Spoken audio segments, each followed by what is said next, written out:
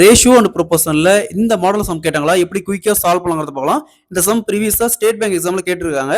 இந்த சம் பார்க்க தான் ரொம்ப பெரிய சம் மாதிரி தெரியுது. ஆனா கொஸ்டின் நீங்க அண்டர்ஸ்டாண்ட் பண்ணிக்கிட்டீங்கன்னா சால்வ் பண்ணாமே, அதை பென் யூஸ் பண்ணாமே இந்த கொஸ்டின் நம்ம சால்வ் பண்ணிடலாம். அதாவது ஒரு குறிப்பிட்ட தொகை இருக்குது, அதை 3 பேத்துக்கு P/Q/Rன்னு 3:5:7 என்ற ரேஷியோல பிரிச்சு கொடுக்குறாங்க. இந்த R என்பவர் Q ஐ விட 4000 அதிகம் வாங்குறாரு.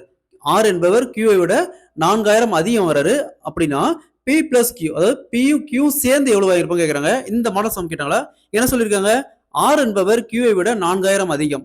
ஸோ அப்ப ஆருக்கான ரேஷியோ Qக்கான ரேஷியோ, ஆருக்கான ரேஷியோ 7, Qக்கான ரேஷியோ 5. ஸோ 7ல 5 போச்சுன்னா 2. ஸோ இந்த 2க்கு தான் இந்த 4000, இந்த 2க்கு தான் இந்த 4000. அப்போ 1க்கு அப்படியே 2ஆல கேன்சல் பண்ணா ஒரு ரேஷியோவுக்கு ஒரு பார்ட்டுக்கு 2000. நெக்ஸ்ட் பாருங்க, P பிளஸ் Q, Pயும் Qயும் ஆட் பண்ணுங்க. Pக்கான ரேஷியோவும் Qக்கான ரேஷியோ ஆட் பண்ணா 3 + 5 8. ஸோ ஒரு பார்ட்டுக்கு 2000னா அப்ப 8 × 2000 = 16000. ரெண்டு பேரும் சேர்ந்து 16000 வாங்கியிருப்பாங்க.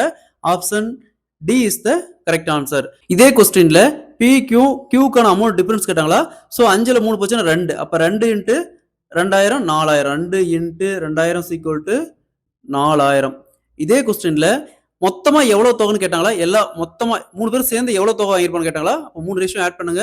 3 + 5 8, 8 + 7 15. அப்ப 15 × 2000 = 30,000. மொத்த தொகை பார்த்தோம்னா 30,000. ஸோ இந்த ஒரு கொஸ்டின் வச்சுட்டு டிஃப்ரெண்ட் மெத்தட்ல கேட்பாங்க. இந்த கொஸ்டின் நீங்க அண்டர்ஸ்டாண்ட் பண்ணிட்டாவே இந்த மெத்தட்ல எப்படி சம் சார் நீங்க ஈஸியா சால்வ் பண்ணிடலாம். இதே மாதிரி இந்த சம் பாருங்க, ஒரு குறிப்பிட்ட தொகை இருக்குது, அதை ABCன்னு 2:1:3 ரேஷியோல பிரிச்சு கொடுக்குறாங்க. B C ஐ விட 6000 கூடுதலா வாங்குறாரு. B C ஐ விட 6000 கூடுதலா வாங்குறாருன்னா மொத்த தொகை எவ்வளவு கேக்குறாங்க, மொத்த அமௌண்ட் எவ்வளவு கேக்குறாங்க. இதே மாதிரி இந்த சம் சால்வ் பண்ணிக்க ஆன்சர் கமெண்ட்ல போடுங்க. இந்த சம் ப்ரீவியஸா RRB எக்ஸாம்ல கேட்டிருக்காங்க.